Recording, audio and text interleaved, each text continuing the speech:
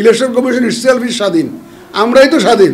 আমাদের চাইতে স্বাধীনতার মধ্যে আরেকটা স্বাধীন দিলে তার আরেকটা মুশকিল। আমি বাংলাদেশ সরকারের অর্থ সাশ্রয় করতে চাই, অর্থ সাশ্রয় করে কাজটাও হোক, বাংলাদেশ সরকারের অর্থ সাশ্রয় হোক, এটা একটা আমার ইচ্ছা। ইউএনডিপিকে মোটামুটি রাজি করিয়েছি, তারা আমাদেরকে আরও সাহায্য দিবে। সুতরাং এরা 67,000 হাত ব্যাগ দিয়ে দিয়েছে, অলরেডি ডেলিভার্ড। আমাদের যে যারা বাড়ি বাড়ি যাচ্ছে তারা যে কাগজপত্র ক্যারি করার জন্য jute bag 67,000 already handed over to us by UNDP. সুতরাং ইউএনডিপিকে আমরা পাশে পেয়েছি, এটা আমাদের জন্য সৌভাগ্যের ব্যাপার, তাদেরকে আমি ধন্যবাদ দেই। এখন দেখেন, election itself is a costly affair and also a time consuming affair. ইলেকশনটা খুব একটা কুইক ফিক্স করা যায় না, কারণ বিশেষত যে পরিস্থিতিতে আমরা দায়িত্বটা নিয়েছি, অথবা আমাদের আমাদের কাঁধে দায়িত্বটা এসে পড়েছে, যে সময়ে ভেরি ক্রুশিয়াল টাইম, সব কিছু কিন্তু রেডি নাই, আমাদের জন্য মাঠটা রেডি নেই।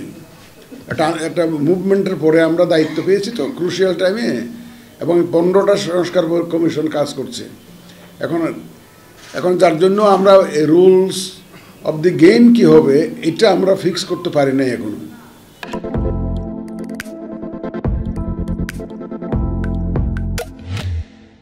যে কারণ একটা খেলা খেলতে গেলে আপনাকে তো rules of the games fix করতে হয়।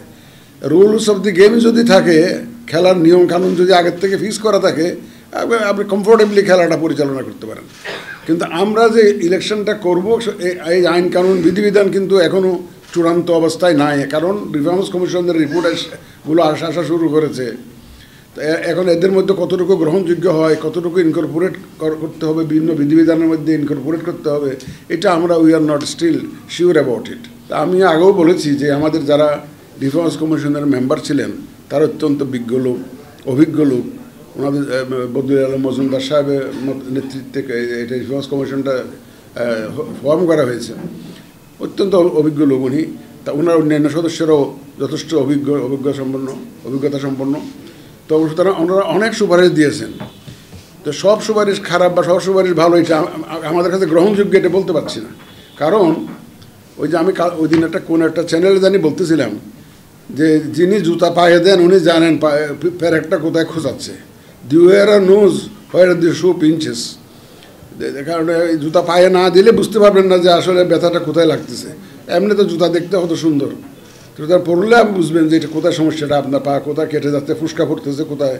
তো আমরা যারা ভিতরে আছি, সুপারিশ তো অনেক দেওয়া যায়, যিনি বাস্তবায়ন করেন তিনি জানেন যে whether it is really practicable, whether it is really implementable অন্য।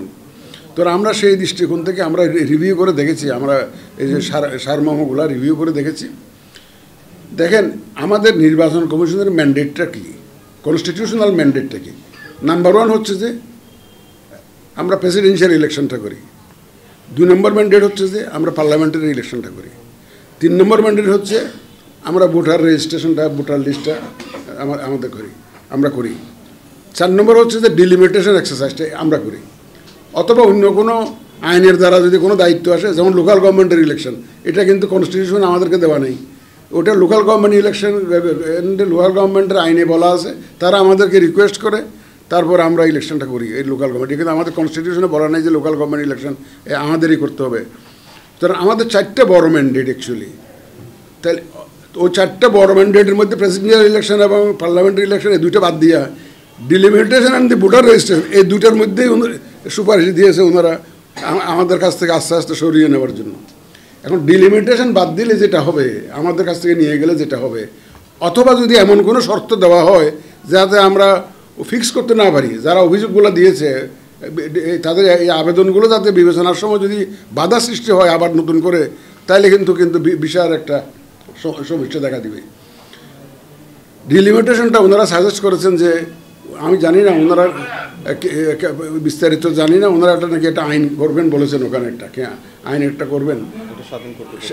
তারপরে ফাইনালি ওনারা বলছেন যে এটা একটা স্বাধীন কর্তৃপক্ষ। ইলেকশন কমিশন ইটসেলফ ইজ স্বাধীন, আমরাই তো স্বাধীন, আমাদের চাইতে স্বাধীনতার মধ্যে আরেকটা স্বাধীন দিলে তার আরেকটা মুশকিল।